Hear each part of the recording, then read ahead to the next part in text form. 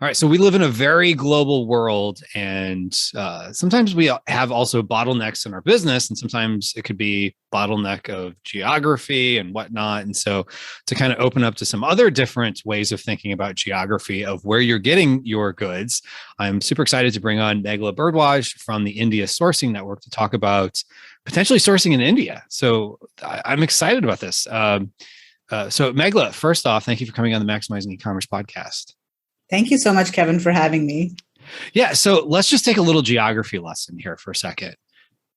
China and India share a border, or am I totally wrong? Yes, they do. They do share a border. So that's the eastern part of India. Okay, got it. So eastern India and western China are together, so to speak, just like Texas and Mexico, so to speak. So yeah. So, yes. Okay. And the border is a bit of a tense area between India and China. So yeah. Got it. Not a very happy place. Okay. Got it. So, sometimes Americans, especially in Texas, might go across the border, for the night to go hang out in Mexico or whatever. It sounds like people don't necessarily do that. No, not really, because the area, the border between India and China, that's more of a mountainous kind of region. And gotcha. So it's not like a city kind of place. Yeah. Got it. So there wouldn't be cruises, like people go on a cruise to Cancun from the US who wouldn't necessarily go on a cruise to China. Okay. No, not necessarily. Not crossing the border. Got it. At least not crossing the border. Okay. Yeah. Got it. But one thing that the two countries have in common is developing infrastructures and developing manufacturing and things of that nature. So a lot of the talk, the last 15, 20 years has been about China, but India is still, for lack of a better phrase, a viable option that people don't always think about it. Is that a fair statement? That is definitely a fair statement. And another thing that's common between the two countries is the workforce. So India has a slightly lower population than China, 1.2 billion. China is 1.3 billion. That's practically a small town. So there are lots and lots of people available to work. I mean, that's one of the biggest advantages. And that's what's actually also helped China reach where it is today. And and also another similarity is that India has a lot of resources. So there's natural resources like cotton. For example, India is the largest producer of cotton in the world. Jute, and a lot of minerals, metals. So a lot of natural resources are available abundantly domestically. And that's also helped with the manufacturing industry overall. So, yeah, I think, China's had a head start as far as manufacturing and infrastructure development is concerned. But India is sort of catching up now. And I think it's also got to do a little bit with the government style. So India is a democracy. Things move slower in India because there are so many political parties, and the government can't just put their hand down and say, okay, this is what we're going to do. There are lots of checks and balances. Whereas in China, it's more like, okay, if the government decides that they want to do something, that's what's going to happen. Right. And it's good in some ways. It's good. It's got China where it is now, but there are pros and cons of that kind of government system as well. Okay, gotcha. So the government system in India is probably more closer aligned to like the US government system than like the Chinese government system and the US government system. Yes, that's correct. It's a democracy. So there are various, political parties, and then people vote for the prime minister and other government officials. Okay. So there are some key differences between the countries. It's not like people are going back and forth between the countries. So there's, very defined borders between the countries. And so people are going, just to clarify, people are going back and forth. There is a lot of trade happening between India and China for sure. Yes. A lot of the products that are sold in India, in fact, like the daily commodities and, the lower price kind of items are coming from China. So India doesn't manufacture all types of products. So a lot of products do come from China as well. And then India also exports products to China. So it's not like it's totally closed. But there are some political issues around the border. But otherwise, there is definitely trade happening. In fact, I used to live in China. I lived there for about 10 years. Oh, really? Before moving to Singapore. Yes, I was in Shenzhen. Okay. So yeah, there is an Indian community there as well. There are a lot of traders and sourcing agents in China who are, selling products into India from China. Got it. So there is some collaboration between the two countries and whatnot. So there is a little bit of competitive nature of India's trying to achieve kind of that same level status. If that's the right word of, manufacturing that China's built. So what would India's strengths in manufacturing be? Like what types of products? So in terms of products, India specializes mostly in products that are made from natural materials. Okay. That's one way to think of it. So products that are made from wood, metal, ceramic, glass, cotton. That is one of the biggest product categories, whether it's cotton textiles, apparel, furnishings, anything made out of cotton. Other types of eco-friendly natural materials like jute, hemp, silk, all of those materials. And there's not a lot of electronics or electrical products coming out of India. So it's mostly these home products, fashion products. There's also a lot of jewelry, whether it's, semi-precious stones, diamonds as well, and leather. So there's leather bags, leather garments, all types of equestrian products, leather shoes. So that's another category as well. Then bags, backpacks, all of the fashion products, hats, belts, fashion accessories kind of things. So fashion, apparel, textiles, home products. These are sort of the main categories from India, specifically for Amazon e-commerce sellers. There are also more industrial products and, like automotive products. There's a huge automotive industry in India for all of the, auto parts, engines, and all of those things. But those are products that e-commerce sellers are probably not interested in. Oh, yeah. I mean, I know of some big auto part sellers that are e-commerce sellers. So, I mean, they're out there. So, but that's good to know. So, yeah. So maybe not necessarily plastic, because that's not the natural materials, but something that's made of metal. So like even like stainless steel and things of that nature. Yes, definitely. And plastic too. I mean, there are factories that do, plastic products that, for example, automotive, but it's not like the daily use plastic products that, China is very competitive in. So, for example, if you're looking for, I don't know, like a spatula or a silicone baking mat or, those kinds of things that China is very competitive in, those kinds of things you'll not find in India. Okay, got it. So for someone who maybe says, okay, I've got a couple of factories in China that make my products, but maybe I want to look into India just to kind of spread things out a little bit, or, get at least quotes and see who's more competitive. What would the process look like for working with a factory in India? So the first thing that you need to determine is whether or not the product can be manufactured in India competitively. So that's the first thing that I would always encourage people to, make sure of, because sometimes people just assume, because it's made in China, it can be made in India or Mexico or any other country. That's not the case. Each country specializes in, specific products. And China, I think, is the only country in the world that manufactures anything and everything under the sun. Anything you say, they'll do. Exactly. Yeah. Anything you say. It's not a matter of if it's made in China, it's a matter of how much can you get it for. So whether you're sourcing from India, US, Mexico, any of these other alternative markets, Vietnam, the first thing you need to determine is, okay, can I find factories that make this product competitively in those countries? And then there are a couple of ways to do that. So, if you want to start finding factories, there are a lot of these export directories. So, for example, Alibaba, Global Sources, those are two directories that you can start with. And these are the two main international directories that have exporters listed on their websites.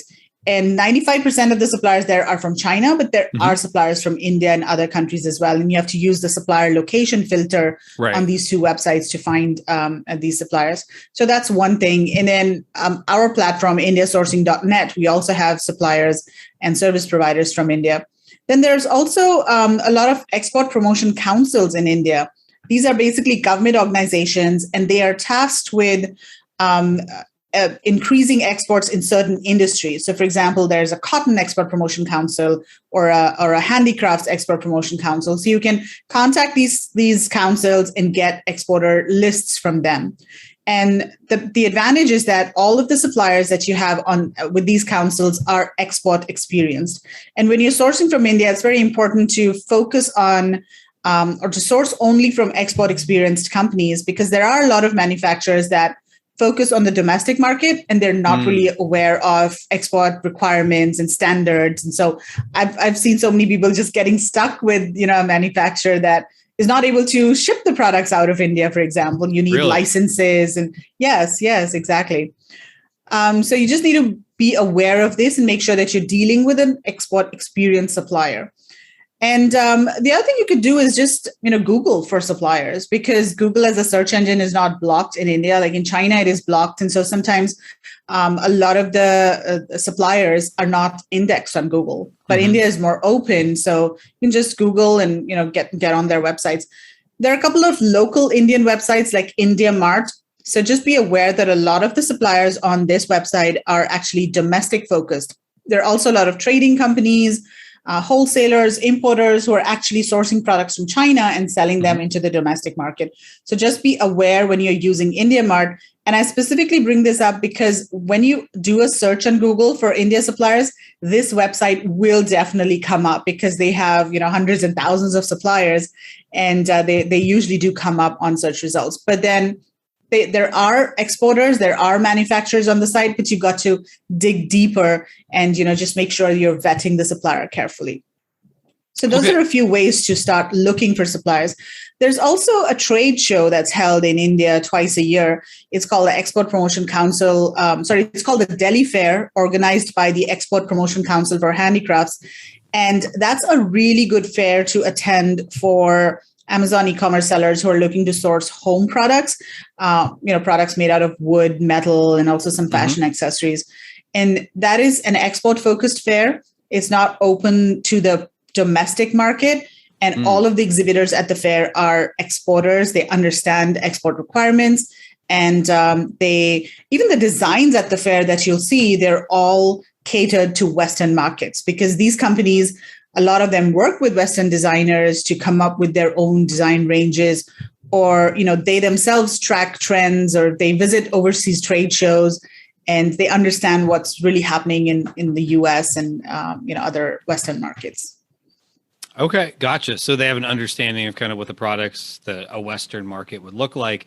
What might be some differences between the culture in India and Western culture, just out of curiosity, that so in terms of products, yeah. In terms of products, one big difference that you'll notice, like if you do visit India, you'll notice that a lot of the products in India are very colorful, whereas in the West they prefer more toned down colors, more grays, whites, beige, black. But in India, it's all about color and bright yellows and reds and pinks. It's very colorful. So that is one big difference.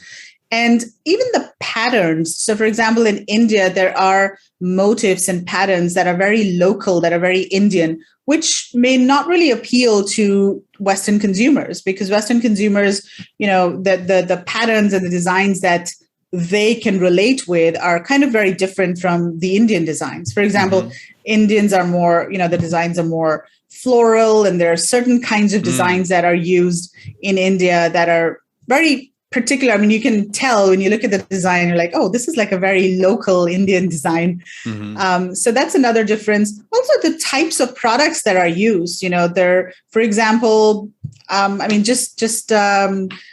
I don't know, barbecue tools, for example. There aren't too many people in India barbecuing. That's not a big product category in India. Whereas in the US, that's a big industry and a big category. Yes, exactly. In terms of products as well, there's a lot of different products that are not popular in India, but they are more, they're produced in India for the Western market. Okay, gotcha. So there are companies that are familiar with this. So some things to think about is, do they understand export requirements, as well as, do they understand more Western markets? Because exactly, India's, although it's not as big as China, it's a very large country with a big market. So, you could probably have a very, very, very successful business as a factory just serving the Indian market. So just because they have a Google page doesn't or a page on Google doesn't necessarily mean that they would understand your requirements as a seller selling, in US, Canada, UK, or whatever. So, Yes. good things to think And about.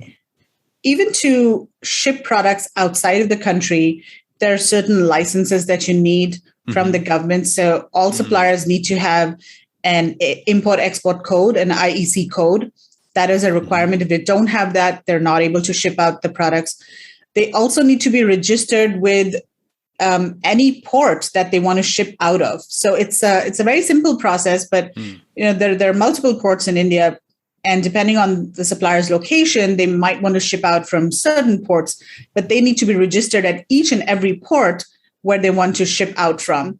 And this has happened with some suppliers. They've dealt with a company somewhere far away from the main port. And then the company was like, "Oh, sorry, we're not registered at that main port where you want to ship out from." So, but then they can get the registration done. Right. It takes about a couple of weeks to get it, but it's just sort of a delay. The process, yeah. Yes, yeah. Okay, so that's interesting. So, and that's something I've never heard about from a Chinese supplier. Is it seems like they have no problem getting out of the country. So maybe they have, registrations I just never heard about, but in India, it sounds like that's one thing you'd want to ask about if you were working with a supplier.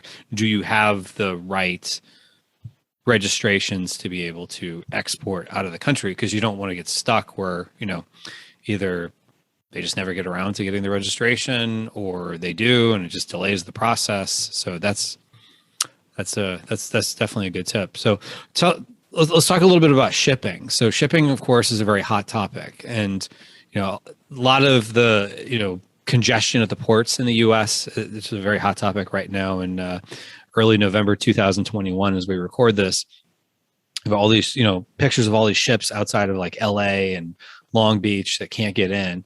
Now, at the end of the day, it's still coming to the same ports in the U.S., so you would still have that problem, I would imagine, or is there some nuance to that? So there are a couple of points here.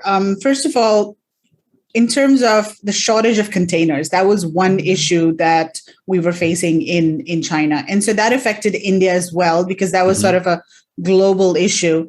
And it wasn't as severe as it was in China, but there were delays because of that. The second issue was rising costs. So shipping costs were extremely high. I think they've sort of cooled down now from China, but containers were going for like $25,000, $30,000, which is sort of unheard of. Yeah. So prices in India had also increased because this was sort of a global phenomenon affecting the entire shipping industry, but not as much as they had increased in China. So even now, I think the prices have kind of stabilized. In India, they're not increasing as much. So that's the other thing. Now, in terms of ports, most of the products that are shipped from India go to the east coast of the US. Oh, really? Okay. Yes. And the reason for that is if you look at the map of India, the main port is on the western side of India. That's the port of Mumbai. Okay. And so the ships go west through the Suez Canal to New York. And so that is the shortest route from India to the US. Interesting. Whereas if you're sourcing products there are situations when the product has to go, or the ship has to go to the West Coast. If you're sourcing from, let's say, a factory that's next to one of the ports that are on the East Coast of India, then the ship has to go the other way and it'll go to the West Coast of the US. And that is a longer journey because the ship has to do a stopover at South Korea or maybe Colombo or Singapore. Oh, okay. And then it has to, they have to change ships or whatever. So usually you should, or 80% of the products that are shipped out of India go through the Mumbai port or other ports on the west coast of India. So that's something to keep in mind whenever even if you're sourcing from the south of India, if possible, send your products up to the west. But of course, there are ports in the south as well, and you have to sort of, weigh or calculate the costs and the time that it takes as well to ship products. But as much as possible, try to ship the products from West Coast. And so the eastern ports of the US have not been that busy or as busy as, California and the other ports, because all of the shipments from China, of course, are coming to the West Coast of the US. So, I mean, just to give you an example, I recently shipped something to Amazon. It was my own product. And there was a delay at customs. Like usually it takes maybe a couple of days for things to clear customs, but it did take about 8 days at customs. And but the surprising thing was my co-founder, Margaret, her products were also on the same ship, just coincidence, but maybe they were in a different container. So her products were released 2 days before mine. So yeah, I don't know. But the delays weren't as severe as they are in on the West Coast. On the West Coast of the US. Yeah. Okay. Well, that's interesting to know. So let's say you have a factory that you're working with, and it seems as though everything's going well. They have the right export understanding. They understand the Western culture of kind of what you're looking for. One of those harder things that a lot of people have had issues with over the years with China is communicating quality, because quality can be harder to communicate than, say, whether it's red or blue, that, whatever widget they're selling, that sometimes it's just more of a feeling, things of that nature. How do you communicate quality to an Indian factory? I think the biggest thing that you need to do is be as specific as you can, because quality is very subjective. What is quality to you may not be quality to me, right? I mean, so you have to be very, very specific about what is acceptable to you as quality. And the same actually applies to China or wherever you're sourcing from. You have to communicate your specifications, your expectations, your tolerances as well. So for example, if you're sourcing, wooden product, let's say a wooden shelf, what kind of, you must specify that, okay, there should not be any scratches or dents or, paint or blemishes, or, I mean, these are understood. I mean, a good supplier will ensure that there are no issues like this, but I think it's good to specify what are the things that the supplier needs to, be aware of. Because another thing to keep in mind is a lot of the products that Amazon e-commerce sellers source from India are handmade. And so sometimes the suppliers will come back and say that, hey, this is a handmade product, so you should expect some sort of discrepancies in the sizes, or maybe some sort of variances in the colors. You have to expect that. So you need to be specific with the supplier and let them know in advance what your tolerance levels are for those kinds of things. And at the same time, you should keep this in mind as well, because these products are handcrafted, they're not coming out of a machine. There are going to be slight differences, slight variations from one piece to another. But you've got to specify to the supplier how much, tolerance you can tolerate, how much difference you can tolerate. Gotcha. So that way, at least you're having the conversation of what to expect. Now, is most of this stuff, this may be a silly question, is most of it handmade, or do they have, big factory, Henry Ford, what was his thing with the factory line, basically, that, we're used to seeing the industrial assembly line. Thank you. Sounds like, what's that word? So yes, assembly line. Do they have big assembly lines in India, or is it mostly kind of handmade stuff? So it depends on the industry and the product category. So for a lot of the products, they are handmade, like wooden and home decor items, metal. A lot of those are handmade. Garments, bags, those products are also handmade, but they might have cutting machines, for example, or certain different types of tools. And then there's, textile mills, of course, those are sort of automated as well. It really depends on the product. There are really large factories too. For example, there's this one factory that makes high-end bone china products, and they are a highly automated, very advanced factory. and they produce or they export to top retailers around the world, and very, very high quality. They don't want to deal with Amazon sellers because Amazon sellers mostly source in very small quantities. So definitely there are those types of factories as well. In fact, even for handmade products, there are certain factories that are super large, and they cater mostly to the top retailers and bigger brands overseas, and they have very large MoQs that Amazon sellers typically are not able to meet. So, for example, they may require 20,000 pieces or at least a container of certain products. Mm-hmm. So there are all types of factories in India. There are also like really small workshops where you have maybe 10 people working in a workshop, and everything is done by hand. One interesting thing about the handcrafted products and the whole handicraft industry is that a lot of these products are actually produced by artisans. And these artisans, they work from home, which is something that does not really happen in China. In China, most people go work and they live in the factory where they are working. But a lot of these products are made by artisans. And these artisans, either they work from home or they collect in community centers in their village or in their town. So, every morning they'll come in there, they'll see what work is provided by the contractors. And then they finish the work, and then the pieces, semi-finished pieces, are sent back to the factory, and that's where they do the finishing and quality checking. And if there's any, painting or polishing required for any type of product, that might be done in the factory. And then, of course, the final QC and cleaning and packaging, et cetera, is done in the factory. So that's something that is very unique to India, because there are, I think it's like 200 million or so artisans in India that produce all of these different products. And there's a rich history of making these products. So there are entire cities in India where there are families that specialize in certain crafts.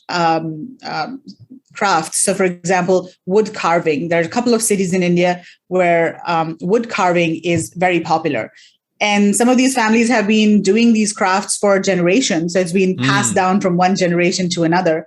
In fact, very interestingly, we were talking to somebody who is a fifth generation artisan of stone crafts. Oh, wow. And it was so interesting to hear his story, how his grandfather and great grandfather, they used to do stone crafts and for the kings and queens and all in India in the 1700s or whatever. And now he's doing the same thing. He chose to continue the craft and the heritage of his family, and he's hand carving stone items. So yeah, very interesting, very diverse kind of products and skill sets. Okay. Now, one thing that's very interesting to hear, these stories of kind of like the generations of, whatever type of artisans they are, which sometimes that's good to have those type of stories in your products and whatnot, because it kind of helps to sell the emotional side of why someone should purchase something.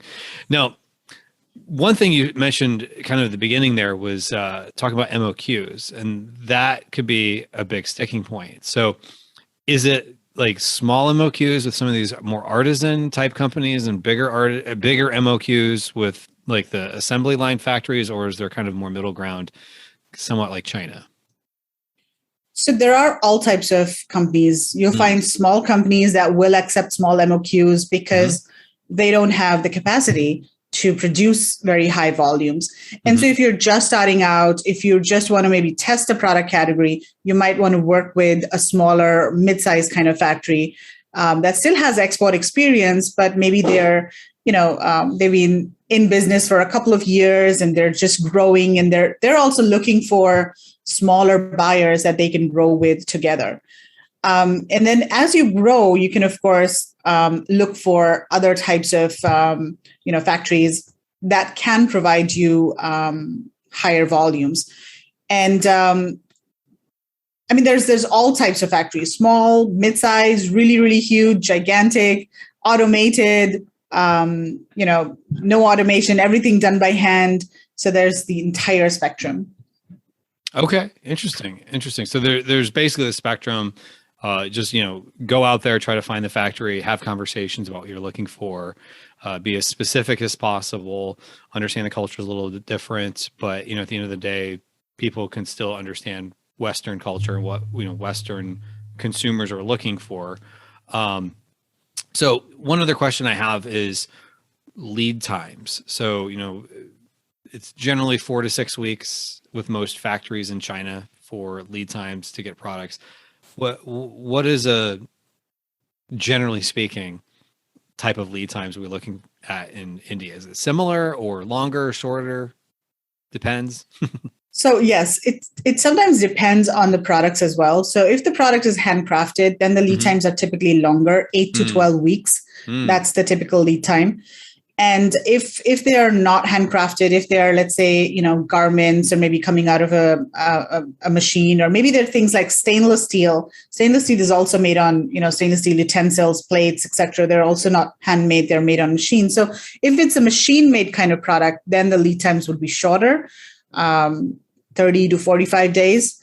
But for handmade products, it's typically longer. And this is something that you've got to plan for when you are sourcing from India, especially if you are looking to source these kinds of, handmade wooden metal products. And a lot of Amazon sellers do source these products, Right. Because they are very Amazonable. Right. Okay. So, yeah. So, and in fact, go ahead. a lot of the retailers who work with India, they plan way in advance. So they are sourcing their products 6 to 8 months before they want the products to be in stores, or even more than that. So that's one thing that you have to do. You've got to plan ahead. Well, I think it's kind of going that general direction anyway. So like I started sourcing my holiday products back in, I think I sent an order to my supplier in April, which, and this was a Chinese supplier, but I kind of saw the writing in the tea leaves that there was going to be congestions at the port and whatnot. So I was like, might as well get ahead of it. And so, maybe the lead times with the supplier might be a little longer in India, but from what you're saying, to get off the boat might not take as long as if you're going to the West Coast from China. So yes, that's right. So my order I placed with my supplier around June. Mm-hmm. Yeah. Okay. Which makes sense. Okay. Well, one of my other this might be a very basic question, but how do you pay your suppliers in India? So there are a couple of ways, and most suppliers prefer like a bank transfer, a typical, telegraphic transfer or a wire transfer as it's known in the US. So that's pretty standard. There are also different payment service providers. So for example, Airwallex is one that we highly recommend for India. And the advantage of Airwallex is that they have lower, the conversion rates are lower, or they have better conversion rates. And if you're just paying for a sample, you can actually pay in Indian rupees through Airwallex. So, and there's no fee for that. So if you're just paying, like $50, $100 for a sample, you don't necessarily have to pay in US dollars. You can do that via Airwallex in Indian rupees. And when you are paying suppliers, you have to pay in US dollars. You can't pay in Indian rupees, you can pay in euros, but US dollars is preferred, but you cannot pay in Indian rupees because these exporters need to show that they have received foreign exchange in order to get certain benefits from the government. So they are getting like duty drawbacks and things like that. So they need to show that, hey, we've received, funds in US dollars for this order, and we're going to claim our rebates or whatever they get from the government. So they will always ask for US dollars.